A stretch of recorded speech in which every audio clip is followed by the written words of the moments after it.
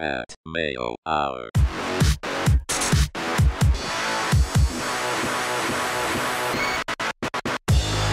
Welcome to the Pat Mayo Hour, UFC Portland DraftKings picks and preview. And the one thing we really do need to jump into, the slate for DraftKings for MMA was delayed this week. There was rumors that it was gone, but that wasn't the case. They just changed the rules, so they had to update the system a little bit. So new rules in play for UFC DraftKings. I'm going to break that down with Cody Saftik of the Fight Network and Bookie Beatdown. I have to be on live TV in 20 minutes, so we got to keep this pretty quick. Yeah, we say that every week, but this case... Yeah, we're actually up against it here. Because it's live TV. It's not Pat has something to do in 20 minutes. He has something he really, really needs to do in 20 minutes. So we'll jump into it. Obviously, the big question is, how is this going to affect the changes of DraftKings? The biggest notable change being that you're moving from 5 players to 6 players. That's obviously changed the pricing point, and we also have new point scoring rules. Yeah, so the 6 to 5, but the salary cap stays the same, so you're going to see a decrease. Like the highest priced player this week is only $9,400. You might see like last week when Cyborg was like $13,000. She was an exception, but every week there's $10,000 players. There plus. is. So the new 10,000 is like,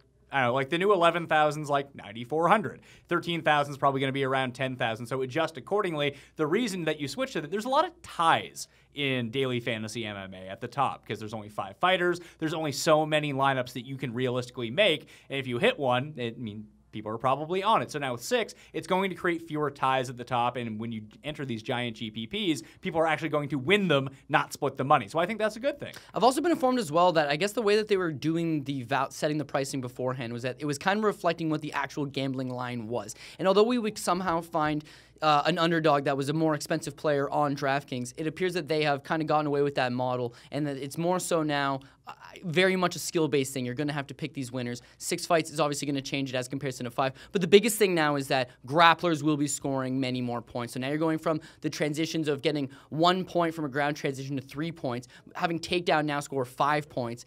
You are going to see those type of grapplers, wrestlers, stock power guys, they're going to start scoring a lot more than just a striker that's just going to bang it out for 3 rounds. So when we get into it a little bit, generally the guys that we target for cash games, because they're guys that are going to grind They'll it do out much better for us now. and win by decision, Yes. Those guys won't score 45 points with a win by decision anymore in 3 rounds. Those guys are going to start scoring 65 and 70 points. So scoring across the board is going to get up. So the rule changes. Significant strikes stay the same at 0.5 per significant strike. An advance goes from 1 point to 3 points. Takedowns go from 2 to 5 points. That's a big increase. It's 2.5 times the points. No, it's a big increase. It definitely favors the grappler. And then we have to jump into this card at some point. But let's just use a guy like Will Brooks as a perfect example. Will Brooks, known as a wrestler. Yes, he can strike. Yes, he's a guy with good cardio. He is well-rounded. But traditionally, ever since he was the Bellator champion, all until he got signed to the UFC and had his debut with Ross Pearson, the guy is very much so a wrestler. Now, under the normal guidelines of the game, he would go in and he might score, say, 4 takedowns. And when he's on the ground, he'll get a couple significant strikes. He might go for a submission or 2. He might get a couple ground transitions. But at the end of the day, this guy's going to get his win. He's going to get his 25 points for his win, and he's going to rack up another 25 points. That's it. Now, if he goes in and he scores that same 4 takedowns, that's 20 points, which is as much as 40 significant strikes on someone who the fight's never going to hit the ground. You know who this is really going to hurt? Female fights.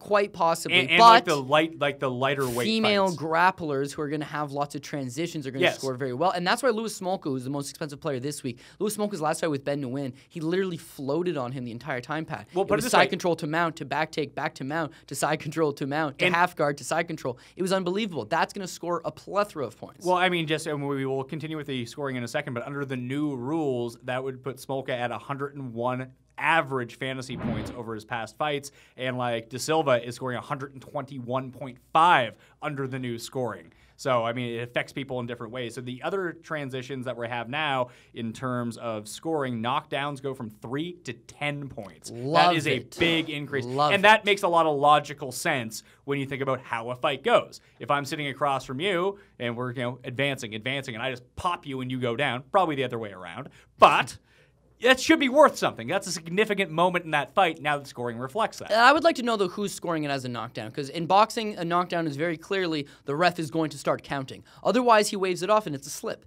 In MMA, there is no slip. So if you're throwing a kick and you're on 1 foot and I hit you and you go down, was that a knockdown? I would think so. Or was that a slip? I would think yes. However, knockdowns have always been a part of the game, so it's not like that's likely to change. You're just going to get more points from it, and I definitely love that. I mean, if you're going to drop an opponent, you deserve to be, compensated for fantasy points, that. yeah. Absolutely. And so 10 points, I definitely like that. And also, because it's now favoring the grappler's not going to get any knockdowns, right? So you still got to do something for the striker that's going to say, hey, listen, if you're going to completely destroy somebody with significant strikes and drop them a couple times, you can still score well. So do you feel like the new points accurately reflect more so how fights go? I would think that the way it is now is that they're now trying to target the hardcore demographic. I think before it was more generalized, and it's like, listen, you can just throw some guys on a team together, and then you can have success here. I think now with the 6 players, certainly, with the different point scoring system, with the fact that people don't understand grappling. So the people that are going to load their team up with grapplers are going to be people who understand what they're doing. The way it was before, you're just picking 4 or 5 people. You're just trying to get strikers for the most part. In fairness, in the terms of GPP and winning these giant tournaments, you still want a first-round knockout, because when you look at the act where the big points come from, nothing has really changed in that sense. So like a win in the first round 90 points goes now. from 100 to 90 points. 90 points is still a significant amount of points. It is a significant amount of points. But now the real question would be, what is a complete domination on the ground going to score? And that's what's very interesting about this. And we don't know. We don't know We're yet. going to see and kind of reflect on yet. the scoring as we go into next week. But a win in the second round is still 70 points. A win in the third round goes from 50 down to 45. A win in the fourth and fifth stay the same at 40 points. And a win by decision goes up. So that should help out our cash game teams a little bit. It's only 5 points, but still 25 to 30. I mean, sometimes you lose by 5 points and you have 4 guys that win by decision. Now you get the extra 20 points on it. So for cash games, I like that a lot, that we can take these grapplers, the win by decision. That's all worth more to us now. So I think that's going to favor us. Your cash team won last week, my stupid cash team where I took the punt play. Man, it didn't work out. I lost because the guys on it, who was the one guy who just got tuned in the first round? Well, Thiago Santos got tuned out, and that pretty much screwed. Yeah, but the cash team with him on it still won last week. Yeah. You know what? We slid by it, and that's the thing. I feel like we're in a rhythm, we're in a groove, we're doing well with the cash game teams. GPP not so much, but you just got to hit one every now and again, and we have hit one every now and again. Now I really do expect to have some growing pains, but I'm jumping all in it this week with a cash game and a GPP, so hopefully we can turn into another profitable outing. All right, UFC Portland cash game team, let's hear it. We're down to like 11 minutes. Okay, so I'll rifle through it. We're going to start off with Henrique da Silva. They call him Frankenstein, $9,200. They call him Frankenstein, Pat, because his name is like Henrique Luis da Silva Jr. dos Santos. So it's like pretty much Frankenstein. We'll just take a little bit of all these names and stick them in the one. One thing is he's a black belt in Muay Thai. He's also a purple belt on the ground. In his debut against Jonathan Wilson, he showed that he is very hittable, and he's kind of a flat-footed opponent. However, he can take a great shot, and he can just rally back from being hurt. Once he starts to tire you out, once you get into a physical exchange with him, he will lay hands on you. He will hurt you. And I just think that accumulation of the longer fights goes. What he showed with Jonathan Wilson was on the ground, he can just put it on you. Standing, he can hurt you. He's a very versatile guy. He's someone that can go for that finish. I like Joachim Christensen. I really do. But first thing about Joachim Christensen is half the time you're looking for info on him, it says, do you mean Joaquin Phoenix? No, I don't mean Joaquin Phoenix. Why not? Because I'm not looking for Joaquin Phoenix. He probably quit acting, and now his new role is as MMA fighter. Well, this guy's 38 years old, and he's making his UFC debuts from Denmark. Thing is that at 38 years old, he is good on the ground. It's that he's very herky-jerky standing. His takedowns are not anything to write home about. So when I look at this fight against a very tough, durable Brazilian opponent, if he can't get this fight to the ground, he's going to get chewed up standing. If he can get the fight to the ground, his opponent's versatile enough that he can at least tie him up. And if this does start to go second and third round, I got to go with the guy who's younger, who's a lot more versatile, who proved in his UFC debut that he has knockout power. And when you've made that walk to the UFC, when you've gotten your octagon debut out of the way, that is a significant advantage over someone making their debut. So I'm going to have to go with Henrique da Silva. Moving on, we've got Will Brooks, $9,000. As I mentioned with Will Brooks, under this new scoring format, Will Brooks should be very effective. Now, he's taking on Alex Cowboy Oliveira. Very interesting note that we can bring to you because we're shooting the show later on because of NFL season. But Alex Cowboy Oliveira weighed in this morning at 11 o'clock, and he missed weight by 5 pounds. Now, he's a guy that's fought traditionally at 170 and 155.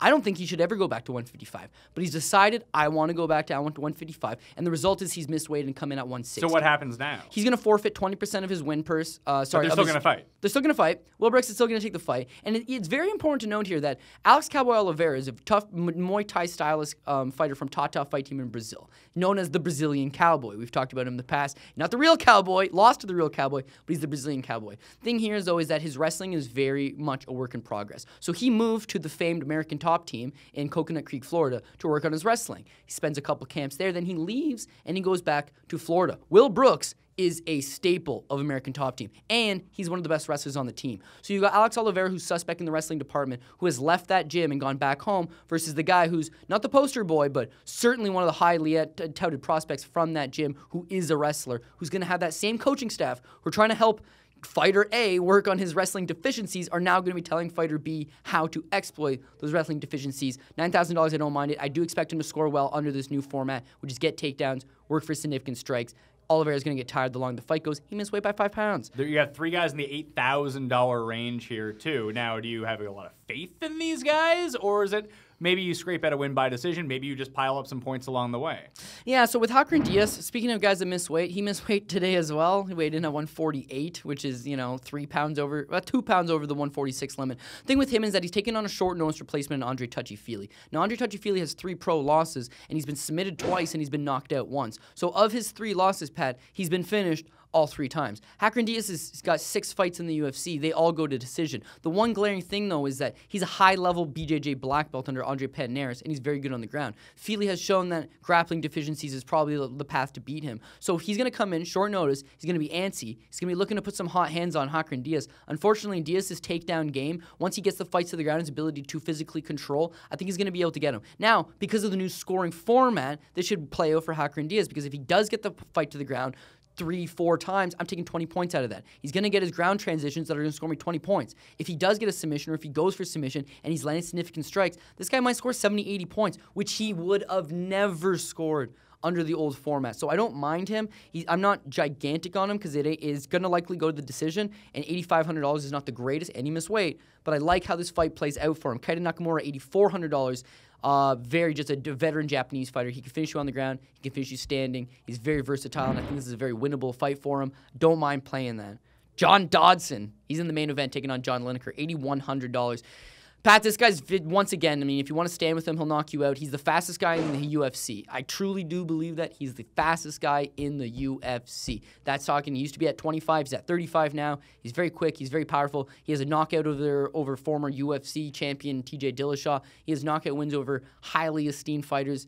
He's good. Problem is, he's going to get into a firefight with John Lineker. I just happen to see him winning that fight. Now, is that a knockout fight, or is that a fight that's going to go 5 rounds? Because now, going those extra rounds where you can pile up more points with different things that you do based on the new scoring, it is valuable to have guys in these 5 rounds. Yeah, I would say it's going to go 25 minutes personally, but it's like holding a bomb in your hand and being like, I think I can hold it for 25 minutes. Like, at any moment, it's just going to blow up in your face. And both guys have that type of power. So it's going to be a very interesting one. This is where things get real greasy. So you have Brandon Moreno. Yeah. Greasy's probably the right way to go because at $6,800, he is still the lowest priced player on the board. He's the lowest priced player on the board. He's actually the only guy I can afford, but that's not the reason I took him. Brandon Moreno is a dog with a shot. The price point on him is fantastic. And the biggest thing here is I don't think he gets finished in the first round. I think if anything, he's going to lose later on in the fight. And he throws a lot of attacks, Pat. He's throwing left hand, right hand, just... Does that leave him susceptible to being knocked out? No, not knocked out. He's Mexican, right? These guys do not get knocked out, man. Let me tell you, all right? They did not going to happen. Thing is, if you get him on the ground, you can choke him out. But he's a training partner with Henry Cejudo, a former Olympic gold medalist in freestyle wrestling, and he's ever improving. He's only 22 years old, but he's getting better. He's currently on The Ultimate Fighter. So on Wednesdays, you can turn on FS1, and you can watch the guy on a reality show. But he's taking this particular fight on short notice, and they said, hey, we know you're on this show. Obviously, it's on tape delay. They're not still in that house. But hey, do you want to make your UFC debut? So he's taking his UFC debut here. He's a lot faster than Smolka. I believe him to be the better striker than Smolka. He needs to keep the fight standing. On a cash game team, I don't mind him because he's going to score enough points for me that even if he loses, I can afford the other 5 players that I want. So I'm okay with that. Thing is, I think his basement of what he'll score is still good enough for me to take him. Flip side to that, I also got him on GPP because he could win. If he does win, he's very, very, very well priced, and he certainly does have a shot. This guy's a 4-1 underdog, and I just don't quite see it that way. So you think that he's more like a 2.5-1 underdog than a 4-1 underdog? Yeah, and for that, I have to play the value. Like I said, this could blow up in my face. Yeah, well, listen, it happens. Yeah, I'm gonna roll this one out quick because I know you got to go. Okay, so the GPP team has Moreno and Da Silva on it as well. Who are the new 4 guys? Okay, so Henrique Da Silva, great shot to get that win. Get that knockout. Ion Cutelaba, oh my God. Ion Cutelaba and the word knockout are very synonymous. I'm so glad I didn't have to try to pronounce it. Yeah, Moldovan, buddy. I would have said ion. Ion. You know, like ions in chemistry with molecules. I'll tell you what, this guy's from Moldova, and I've been informed that apparently, like, the pharmaceutical industry in Moldova is a poppin'. Former USSR satellite state. I was gonna say, this guy's in awesome shape, Pat. When your country is named after one of the most notorious criminals of the communist regime under Stalin, I mean, the Molotov cocktail named after this guy. Moldova, it's just a quick transition. Yeah, this guy does not play around. Now, unfortunately, he had a bad draw in his UFC debut against Misha Chirkinov, who, he was from Latvia, right? It was a tough one. They both had good pharmaceuticals, Pat. Problem is here is that now he's getting a good matchup against Jonathan Wilson. Jonathan Wilson got knocked out by Frankenstein in his second fight in the UFC. He hasn't looked overly impressive. He trains at a high level. He trains with guys like Sadawad, Georgia Karahanyan, Lorenz Larkin, Joe Merritt. He trains at a good level. I just don't really think that this is a particularly good matchup for him because if he closes that distance, he's going to get hit. And he's shown that if he gets hit, he just starts to break and he starts to tire. Kudalaba, he's got all the heart in the world. He's got all the drive in the world. And he's very young and he's very green. He's very developing. But he's going to put hot hands on someone. He's going to knock them out. And I like this spot for him personally. Curtis Blades, 6'5", 265 pounds. Pretty much enough said. Thing is that in his UFC debut, Pat, he took all the damage a human being could ever take. And he didn't get knocked out. His eye got swollen shut, and the ref called it off because he couldn't see out of one eye, but he took the damage. Was it as bad as that cut on that lady's eye that we were watching the other night? Yeah, oh my God, Jin Yun Frey. Oh, man. Yeah, you were getting all upset. I was like, I think that's a pretty deep cut. You're like, no, that cut's fine. And then they do the close-up. I was upset because Hamasaki, who I had, was beating on her, and the ref stops it to look at the cut. No, stop it to wave it off. Don't stop it because of the cut. Although it turns out she looked like she got hit in the head with a battle axe. So my apologies, Jin Yun Frey. That was nasty. Curtis Blades is a really big guy. He's wrestled at a high level. His opponent, Cody East. Cody East came into the UFC as a highly touted prospect as well. And what does he go do? He fights Walt Harris, who's 0-3 in the UFC at the time, and Walt Harris knocks him out in the very first round. So his chin, he's been dropped multiple times in his career, only been knocked out once. But he gets dropped often. Now and that's 10 points now. Yeah. Now that he's fighting at the UFC level, you can't just get dropped and rally back, right? You get dropped, you're going to get taken out. I look at this fight very much against Curtis Blades. If he gets dropped and big old Curtis Blades is 6'5", 265-pound frame is on top of him, he's going to pound him out. So I got to go with Blades. Nate Marquardt. Someone's getting knocked out here. Nate Marquardt or Tam Dam or Corey. Okay, if you want Tam Dam, it's not a bad way to go. Okay, so I just went with Marquardt. If you're going to play multiple lineups in these GPPs, would you say use this lineup, put Nate Marquardt on one, and then just do the flip side on the other? Yeah, for sure. Just swap them out? Someone is very likely going to get knocked out here. My heart tells me that Tam Dam or Corey will pull it off. My head tells me that I should go with Nate Marquardt on this one. It's GPP. I need to take risk. Less people will have Nate Marquardt than will have Tam Dam or Corey. So I'm going to go with Nate Marquardt. Sharil Abdurakhimov, $7,400. Do I need to give you a buzz on that? Shamil? Well, okay, you could, because some people call him Abdurakhimov. It just sounds But I say Abdurakhimov. It sounded like you said Abdurakhimov. That's how you say. You got to add that. It's like people will say Khabib. It's not Khabib. It's Khabib. Khabib Nurmagomedov. Anyways, I don't mind Shamil. Thing is that he moves more like a 205 than a heavyweight, and his punching power hasn't proven to be great. Not unfortunately, I think this is a good spot where dance around, land that shot, land that kill shot, put Walt Harris down. Walt Harris is the same guy that knocked out Cody East. He's been knocked out. And the longer the fight goes, Pat, the guy tires. I know with Shamil, he's got a good chin. So he can get out of the first round. Walt Harris starts to tire. This is GPP. I'm not saying I think Walt Harris is going to lose this fight 100%. I'm thinking in a GPP, $7,400, and I have a potential for a first-round knockout. I have to play that every single time. And Brandon Moreno, $6,800, once again, is GPP, and he's going to have a high point ceiling if he can win. That's true. If he wins, he gets the win early, and then boom, you're dancing especially at the price point where it affords you anything. You left $1,600 on the table. Yeah, it's a lot to leave on the table here. Yeah, and you know what? I normally always start with my GPP. This is how I construct my lineups. I start with my GPP, and I take the 5, which is now 6, safest players on the board. Those are the players that I want 100% because I think they're safe. Then after that, I start taking players that, well, they're not so safe, but they have more of a potential of scoring the big points. This week, I started with my GPP, and these are the 6 players that I look at and say, listen, they're going to have tough fights, but every single fighter on that list has the potential to finish. Now, with Moreno, you'd probably prefer to have Smolka, but if that's not an option, I don't think Moreno at the price point is the worst person in the world. But yes, there's $1,600 on the GPP left. There's $0 on the cash game left. So if you are sitting at home and you're going to enter multiple lineups, feel free to play with that $1,600. Yeah, it gives you a lot of wiggle room if there's guys that you like more than potentially that Cody likes. But speaking about unique lineups, right? If this thing hits, it's likely a pretty unique lineup. It's not anymore because it's going to be on the show. Well, yeah, fair enough. But anyways, I know you got to go, so thanks for having me. Cody Saftik, thank you so much for that. That is the kind of role we need to get on here every single week. Just bring the fire. Here are my guys. They're going to get some quick knockouts. You can follow Cody on Twitter at CJ Saftik. And remember, for a full comprehensive match-by-match breakdown, check out the Bookie Beatdown on the Fight Network and follow it on Twitter at Bookie_Beatdown. Paul Shagg's on there too, so if you miss him from The Bachelor show, well, you can check him out on there. Apparently it's pretty funny this week. At least that's from what I've been seeing. Also, I got to go onto live TV and give out my NFL picks. Baltimore Ravens, -3.5. Super lock it in. I'm Pat Mayo. I'll see you next time. For the latest expert fantasy sports strategy and tips on YouTube, click subscribe. You can also follow us on Facebook and Twitter, and call your local cable TV provider to order Fantasy Sports Network, or watch us on Roku, Apple TV, Amazon Fire, and Xbox.